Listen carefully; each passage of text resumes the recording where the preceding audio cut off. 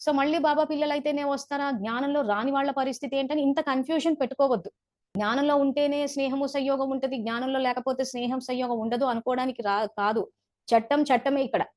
ఎవరికైనా పనిచేస్తది. సో భక్తిలో ఉన్నప్పుడు ఆయనని కనెక్ట్ అయినా గాని ఆత్మలోక శక్తి వస్తది. జ్ఞానంలోకొచ్చినా వస్తది. సో జ్ఞానంలో ఏమవుతదంటే డైరెక్ట్ నిరాకారుడు కనెక్ట్ అయినప్పుడు ఈ శక్తి వచ్చే అవకాశాలున్నాయి. ప్లస్ ఆ తర్వాత సంకల్పాలు ఏం చేస్తున్నామా ఇప్పుడు ఒక రకంగా చెప్పాలి అనంటే బ్రహ్మ లాంటి శ్రేష్ఠాత్మలు పూర్తిగా ఆయన చెప్పినట్టు వెళ్ళిపోయారు.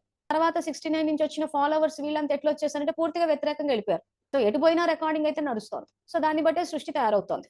సో మనం ఎంత శక్తి తీసుకుంటున్నాం అన్న దాన్ని బట్టి మన సంకల్పాలకు శక్తి అన్నది ఉంటది. సో కాబట్టి మురళీలు ఇట్లా ఎదురుగా పెట్టుకోవాలి. పెట్టుకొని నేను చేస్తున్నానా? సో నా జీవితంలో ఎంతమంది సహాయం చేసేవాళ్ళొచ్చారు? ఎంతమంది వెన్నుపోట్లు పొడిచేవాళ్ళొచ్చారు? అని ఒక లిస్ట్ యేసుకొని చూసుకొని, సహాయం చేసే వాళ్ళ పట్ల గౌరవం ఉంచి, ఇంకా పెంచుకోవాలి. తేలిగ్గా తీసి పడేమని వీళ్ళు ఎట్లాగో మనోళ్ళే గదా! అన్నట్టు కేర్ చేయకపోవడం అట్లాంటివి చెయ్యొద్దు.